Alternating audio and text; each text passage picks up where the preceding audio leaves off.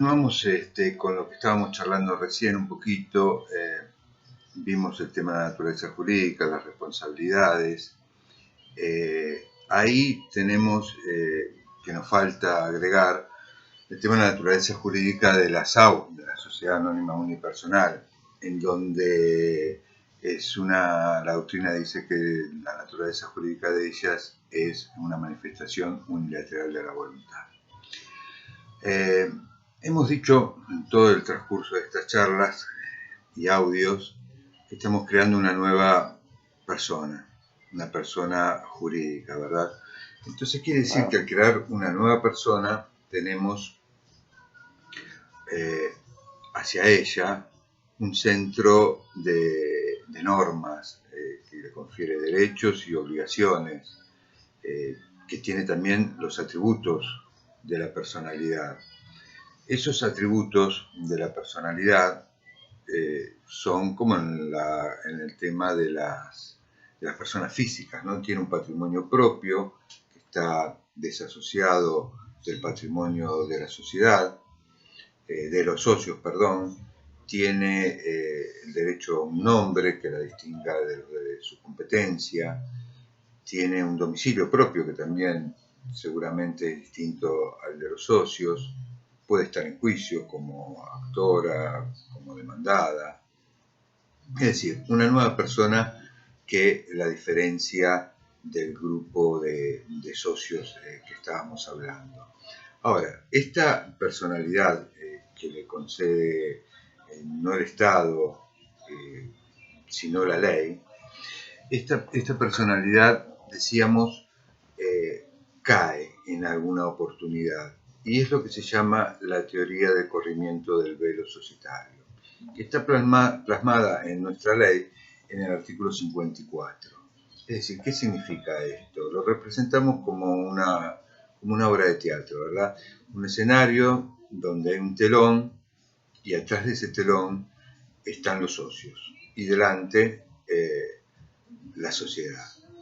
Este telón descuga al correrse, por eso se llama corrimiento del velo societario. Al correrse este telón deja expuesto a los socios. Es decir, que ahí esta cobertura jurídica de la que hablábamos en un principio cae. Pero cae frente a circunstancias muy técnicas y precisamente establecidas en la ley. Y se refiere a tres casos. Cuando la sociedad fue creada con fines extrasocietarios, les recomiendo, lean el artículo 54 y el manual del doctor Vítor o el que tengan a mano. Cuando fue creada con fines extrasocietarios, cuando fue creada para burlar derechos de terceros, o cuando fue concebida para burlar el orden público, la buena fe de otros, violar la ley. En el caso de violar derechos de terceros, nos referimos al tema de crear una sociedad para distraer, por ejemplo, ¿no?, bienes de la sociedad conyugal y que no queden a nombre de esta sociedad, donde se beneficiaría también el cónyuge, sino que quedan alejados de esto, y de esa manera frustramos el derecho, en este ejemplo, del cónyuge ante una separación.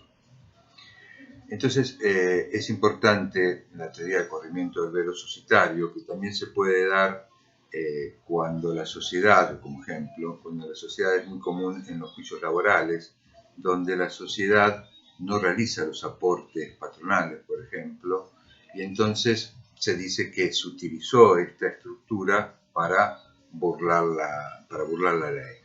Y entonces ahí también, en esos casos, cae el velo societario y hace responsable a los administradores por esta circunstancia. Hay dos casos que dieron inicio a esta teoría, que es el caso en la jurisprudencia, ¿no? Son de la década del 70, el tema de Parke Davis y el frigorífico Swift Deltec, que pueden echarle una leída no a los considerandos, pero sí tal vez a la sentencia, y en los manuales también por lo general está reflejado, para comprender un poquito el significado de esta teoría y sus consecuencias. Por otro lado, también tenemos que al crear esta persona jurídica, ella misma va a afrontar todos sus compromisos, porque acuérdense que siempre la deudora es la misma sociedad, y subsidiariamente, en algunos casos, se podrá atacar el patrimonio de los socios que así se hayan comprometido. En cuanto a la sociedad en sí, ya no hablando del contrato, sino de la sociedad como persona jurídica, existen en los manuales diversas definiciones, conceptos, pero como siempre digo, si el mismo legislador en la 19.550, en su artículo número 1, la define, entonces nosotros, cuando toquemos el tema de concepto de las sociedades, vamos a tenernos al artículo 1 de la Ley de Sociedades, y de ahí vamos a extraer este concepto, el cual les recomiendo lo copien, lo trabajen en una hoja, en sus cuadernos, para poder ir disgregándolo y analizar cada uno de sus párrafos, de donde surge no solamente el concepto de la sociedad, sino también los elementos que se necesitan para constituir una sociedad. En el artículo número 1 vemos reflejado cambios en la modificación a partir de 2015.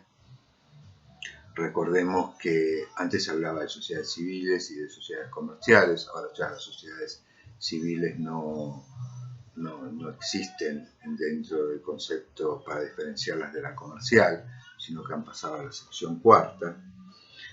Y también antes hablábamos de sociedades, y para que exista sociedad, teníamos que requerir la existencia de 2 o más personas. En el actual concepto de sociedades, al analizarlo, al revisarlo, vemos que ahora ya la ley nos dice que habrá sociedad, ya ni siquiera comercial, sino sociedad, cuando una o más personas. Entonces acá estamos incorporando el nuevo criterio, que fue muy discutido durante muchos años, si convenía o no, jurídicamente hablando y económicamente también hablando, el hecho de que pudiera existir la sociedad unipersonal, pero bueno, esa es una discusión que ya ha quedado atrás, y ahora tenemos esa posibilidad a través de la SAU, que es la Sociedad Anónima Unipersonal. Y la que yo les decía recién, que para ella la naturaleza jurídica va a ser la declaración unilateral de voluntad, y para todas las demás va a ser la del contrato plurilateral de organización. Ahí entonces ya tenemos un principio, el principio de pluralidad o no.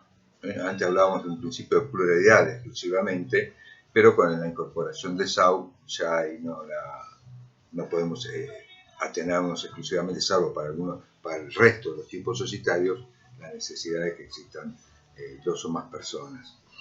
Ahora, estas 2 o más personas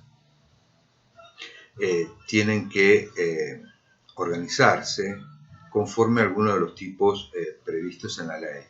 Es decir, la ley, para que la sociedad sea típica, no nos permite crear distintos tipos, salvo que querramos caer dentro de lo que antes se llamaban las sociedades irregulares o de hecho, y caer en las consecuencias jurídicas del capítulo 4.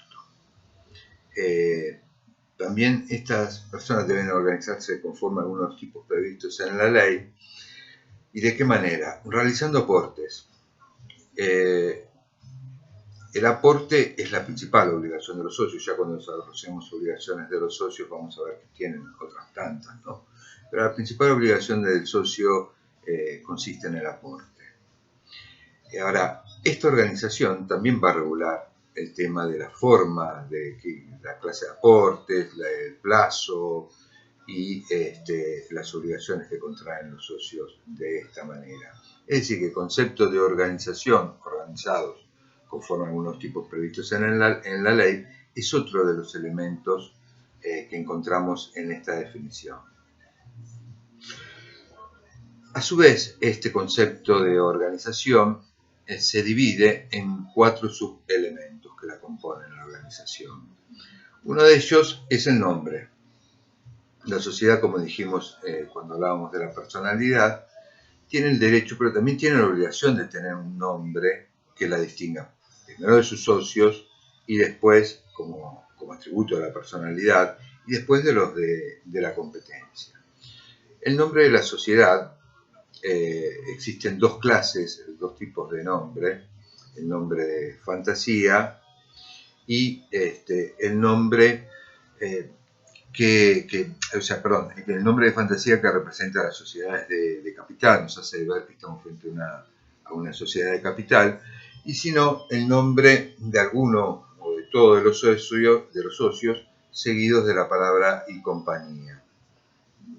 Este tipo de denominación nos hace ver que estamos frente a en lineamientos generales, me refiero, ¿no? Nos hace ver que estamos frente a sociedades cuya responsabilidad de los socios es la de los socios colectivos, solidaria, subsidiaria e ilimitada.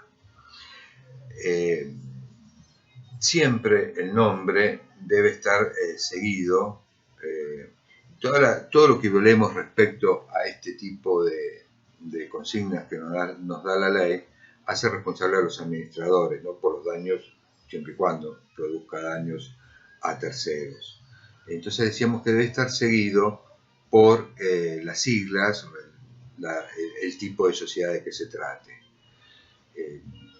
para que alertar al tercero en qué tipo de sociedad, con qué tipo de sociedad está contratando y qué tipo de responsabilidad asumen los socios frente a este tipo societario. En lo relativo a otro de los elementos de la organización es el domicilio. El domicilio también, distinto al de los socios, como atributo de la personalidad de las sociedades, tenemos 2 tipos de socios. Dos tipos de domicilio, perdón. El domicilio social y la sede social. Esto fue una lucha durante años que realizamos los comercialistas y que llegó a producir la reforma en la ley de sociedades, porque antes existía un solo domicilio, un solo tipo de domicilio que se asentaba en el contrato. ¿Y qué ocurría? Cada vez que había que mudar a la sociedad, no solo habría que modificar los libros, sino que había que modificar el estatuto o el contrato societario, lo cual implica en muchos casos mayorías importantes para esas modificaciones y un costo también importante al tener que realizar un nuevo estatuto, muchas veces de ellas, cuando se trata de sociedades de capital, requerir el auxilio de un escribano, por un instrumento público. Entonces la ley ahora distingue entre 2 clases de domicilio. El domicilio social, que es aquel que marca la jurisdicción donde se encuentra radicada la sociedad y es bajo esa jurisdicción a donde debemos ocurrir en caso de alguna inscripción, modificación, etc.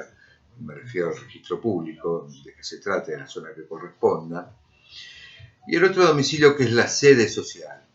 La sede social indica el lugar exacto, la calle, el número, el piso, el departamento, donde funciona la sociedad. Entonces, como obligación ahora, tenemos que poner en nuestro contrato la jurisdicción, o sea, el domicilio que va a marcar la jurisdicción. Pero la sede social la podemos plasmar mediante acta separada y cuando mudamos nuestra sociedad únicamente deberemos agregar un nuevo acta y obviamente inscribirla en el registro público para notificación de terceros. Otro de los elementos que tenemos en el concepto de organización es el plazo. El plazo es un elemento muy importante por cuanto es importante no solo para los socios que le dan la perspectiva de una inversión hacia el futuro y hacia un tiempo largo seguramente, donde realizan una inversión y van a poder obtener beneficios, sino frente a terceros que contratan con la sociedad para poder observar si esta sociedad, que contratamos un contrato de tracto sucesivo, por ejemplo, bueno, no está a punto de expirar también. Por eso el elemento plazo es importante y debe figurar en nuestro contrato. No solo debe figurar, sino que además la ley le da tal importancia que ante el vencimiento del plazo propone ciertas medidas para poder solucionar esto si es que la sociedad desea continuar, y lo propone de tres maneras. Uno, que es la prórroga del vencimiento del plazo societario, donde antes de que venza este plazo, los socios, por la votación que indique el contrato o la ley, por las mayorías que se requieran, votarán esa continuidad o no y el plazo por el cual se renueva. Cuando hablamos de plazo o de renovación de ese plazo, la ley no fija ni mínimos ni máximos. Es decir, que la podemos crear por el plazo que nosotros querramos. No hay un plazo mínimo indicado por la ley, ni tampoco hay un plazo máximo. Entonces, ¿qué ocurre? Podemos prorrogarla también por plazos ni mínimos ni máximos, sino por el plazo que decidamos en nuestra reunión de socios o asamblea si se trata de una sociedad anónima. Otro de los conceptos para poder mantener la sociedad vigente, si es que se hace no mucho ese plazo, es el instituto de la reconducción. La reconducción de la sociedad, que también como la prórroga se debe inscribir en el registro público donde está inscrita la sociedad, se puede realizar ya vencido el plazo anterior a la prórroga, se puede realizar una vez vencido el plazo de vida de la sociedad, pero como requisito debe tener que sea antes de la designación de los liquidadores. Designamos los liquidadores, y los inscribimos. Entonces, antes de esa inscripción en el registro público, podemos interponer la reconducción de la sociedad y mantenerla viva. Si los nombres de los liquidadores ya los hemos designado y los hemos inscrito en la sociedad, tenemos otro instituto que yo llamo reconducción bis, en el cual el requisito para poder acceder a ella es que no se hayan liquidado la totalidad de los bienes. Si no se liquidaron la totalidad de los bienes y tenemos una decisión total, es decir, ya no mayoría absoluta, sino unanimidad en la decisión, podemos actuar bajo el instituto de la reconducción bis. Y esto que parece tan sencillo, tal vez no hayamos liquidado, eso sí, bastante factible, porque no es algo muy rápido liquidar los bienes, la totalidad de bienes de una sociedad, pero sí a veces en sociedades ya con muchos años, con muchos socios, no es tan fácil ubicar a todos, requerir la unanimidad, conseguir la unanimidad en esa votación. Y es un tema importante porque lo realizamos los abogados, esto de las prórrogas, de las reconducciones, entonces lo resalto como un elemento importante, ya que actuamos nosotros los abogados, a diferencia que en otros muchos casos o actúa un escribano, actúa un contador. Y el cuarto elemento que marca la organización es el objeto. El objeto de la sociedad, que también tiene la importancia de marcar la personalidad que nos da, porque recordemos que cuando hablamos hace unos instantes de personalidad dijimos, bueno, es un centro de imputación de normas, derechos, obligaciones, pero no es la misma la personalidad de una persona jurídica que de una persona física. Porque la persona jurídica, esa personalidad que le da la ley, está ceñida al objeto societario.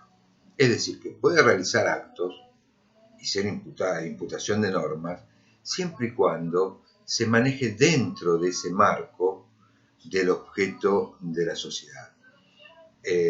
Así que bueno, en primer lugar es importante también por eso el objeto, y nos marca la ley que ese objeto debe ser preciso y determinado, lícito y posible. El objeto preciso y determinado quiere decir que la sociedad no puede tener un objeto ambiguo, amplio, como a veces piden los clientes, tiene que ser determinado a la actividad que se va a desarrollar, que va a desarrollar la sociedad, para marcarle a los terceros cuándo el actuar de sus administradores está dentro de ese rango, dentro de ese marco jurídico y cuándo no. Y debe ser lícito, porque si el objeto no es lícito, ya lo vamos a ver en el artículo 18, 19 y 20 de la ley, cuando el objeto no sea lícito tiene consecuencias importantes. En la mayoría de los casos para los socios, haciéndolos responsables por los daños y perjuicios, y obviamente se va a decretar la nulidad de la sociedad, pero eso ya lo vamos a analizar cuando veamos nulidades. Y obvio, bueno, tiene que ser lícito y también tiene que ser de cumplimiento posible. Si el objeto se torna de cumplimiento imposible, y siempre ponemos el ejemplo de la ley seca de Estados Unidos, recordarán ustedes, con la prohibición de la fabricación y comercialización de bebidas alcohólicas, si el objeto se torna imposible, resultaría imposible, valga la redundancia, continuar con la sociedad. Pero en estos casos, cuando el objeto se torna de esa manera por una circunstancia del país, por ejemplo, que rompamos relaciones con otra nación donde nosotros realizamos exportaciones, entonces la ley nos da un plazo de 3 meses para poder adecuar ese objeto a las nuevas contingencias jurídicas, económicas que se estén suscitando en el territorio donde se encuentra inscrita la sociedad. Bueno, más adelante vamos a ver el tema de las nulidades que afectan a este objeto.